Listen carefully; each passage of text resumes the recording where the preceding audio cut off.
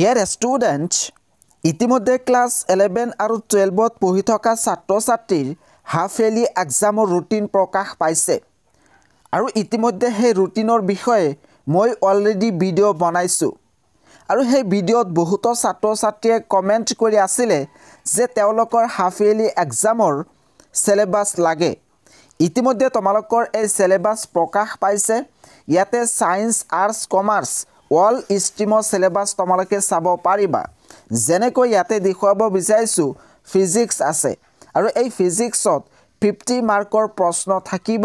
ইয়াতে আছে যে চেপ্টাৰ টপিক যেনেকৈ electric charges and fields, electrostatics, potential and capacitance, current, electricity, moving charge and magnetism and matter, electromagnetic induction, alternating current, electromagnetic waves. এনেদৰে এই বাকীখিনি তোমালোকে চাই ল'বা। আৰু তাৰ পিছত আছে ক্লাছ 11ৰ সিলেবাস। ইয়াতে কিন্তু গোটেইকেইটা ষ্ট্ৰীমৰ সিলেবাস আছে আৰু কোনকেইখন ছাবজেক্টত কিমান নম্বৰৰ প্ৰশ্ন আহিব সেইখিনিও কিন্তু আছে। তোমালোকে ইয়াৰ পৰা চাই লোৱা। ইয়া হৈছে মেথমেটিক্স ক্লাছ 11 আৰু 12ৰ। এইদৰে বায়োলজি আছে ক্লাছ 11 আৰু 12ৰ, জুলজি, তাৰপিছত আছে অসমীয়া যেনেকৈ মোৰ মাতৃমুখ দৰ্শন, বৰগীত, মগনিয়াৰ, আনন্দৰাম বৰুৱা, বিশ্ব খনিকৰ, মূল্যবোধ, ষষ্ঠী বিদ্যাৰ্ণৱ পুথি, মিলন, ভাৰতীয় আদৰ্শত বৈৰাগ্য, জনতাৰ আহ্বান। এনেদৰে তোমালোকে বাকীখিনি চাই ল'বা। জিঅ'গ্ৰাফি আছে 50 মাৰ্কৰ প্ৰশ্ন থাকিব।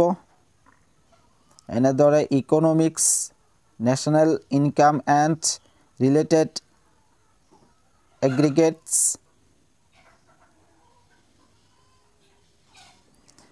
এন্থ্ৰপলজি, এডুকেশ্যন আছে।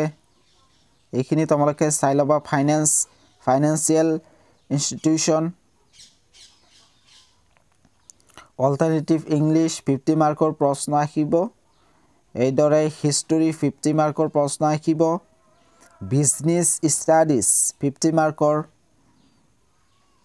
কম্পিউটাৰ ছায়েন্স এণ্ড এপ্লিকেশ্যন 50 মাৰ্কৰ প্ৰশ্ন, কমিউনিটি ছায়েন্স 50 মাৰ্কৰ প্ৰশ্ন। এনেদৰে তোমালোকে চাই ল'বা। ইঞ্চুৰেঞ্চ, বিহু, বৰগীত,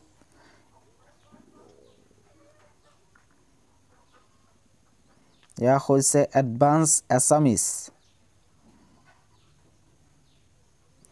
কোনোবাই যদি এইটো ডাউনলোড কৰিব বিচাৰে তেতিয়াহ'লে মোৰ হোৱাটছআপ চেনেলত যাব পাৰে। তাতে মই লিংকটো দি দিম। তাৰ পৰা তোমালোকে ডাউনলোড কৰি ল'বা। আৰু তাৰ পৰা তোমালোকে যদি ডাউনলোড কৰিব নোৱাৰা তেতিয়াহ'লে এই ভিডিঅ'ত আহি এইখিনি তোমালোকে তোমালোকৰ বহীত লিখি ল'বা। নহ'লে তোমালোকৰ কিতাপৰ যি টেবুল আছে কণ্টেণ্ট টেবুল, তাতে তোমালোকে আঁচ টানি ৰাখি দিবা।